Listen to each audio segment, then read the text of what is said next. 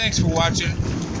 Today we're fishing Lake Conroe, and I wanted to just do a short video for y'all on some of the lures and stuff that I like to use, and a little tip and technique that y'all might find to help save money, and also some of the different colors and stuff that I like to use when I'm crappie fishing.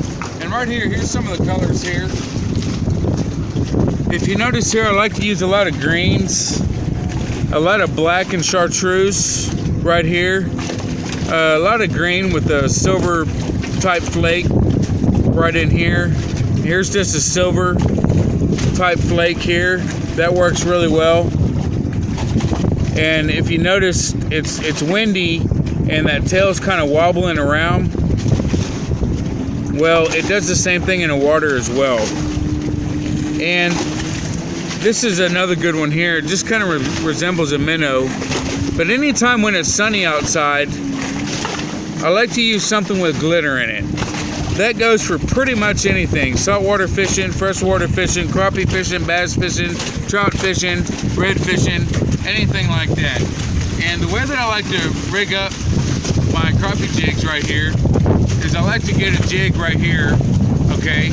And these have a little shank or a barb or whatever you want to call it right off the end of the lead right here. And I don't want it sticking out too far. I don't want it sticking out too low. I want it about medium, which is right about there, because that's what holds your bait on, okay? And I simply thread the bait up like so, okay? And there you go. That's the lure right there. Now when you tie it to where it comes up top, not towards the side. Up top, it's gonna look more natural. And the line that I like to use is a 6-pound line on an ultralight rod.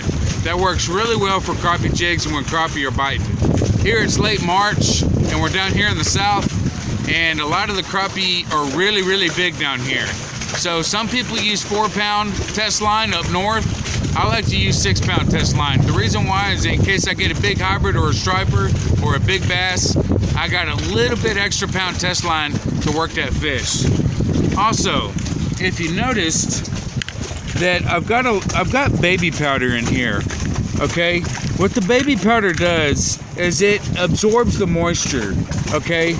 And you'll find out that you'll save a lot more money in the long run because you won't have to go out and go buy more hooks or anything like that. There's no need to put the baby powder on your soft plastic or anything because that doesn't rust. Just run your hooks.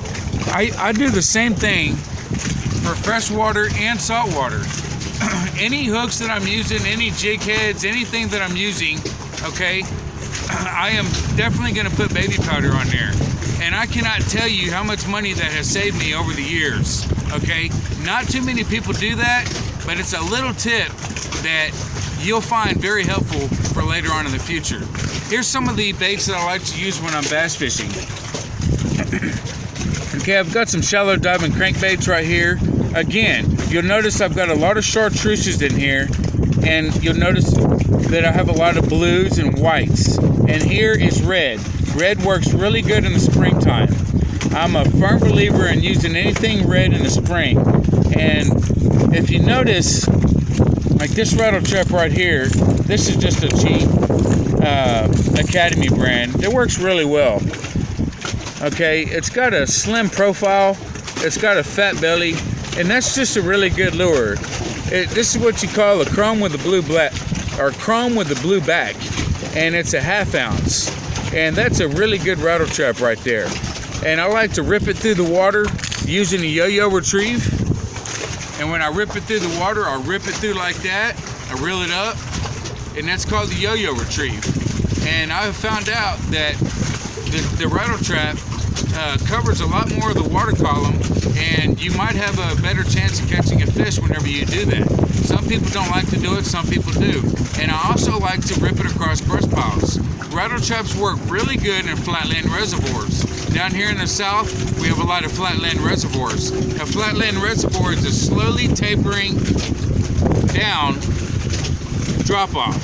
There's not any definitive drop-offs. The only drop-offs you're going to have is a river channel and a creek channel and a reservoir. And down here in the south, we have mainly flatland reservoirs. There are a couple of canyon reservoirs, but it's mainly all flatland reservoirs. Rattle traps work really good for flatland reservoirs. And also, if you've noticed, I've got baby powder on these baits as well. And if you notice, there are absolutely no rust, no visible rust or anything on any of these hooks. And I have had these baits for, you know, a year, couple years. Some of them are brand new. But for the most part, you know, I've had them for quite some time, and I've never had a problem with them rusty.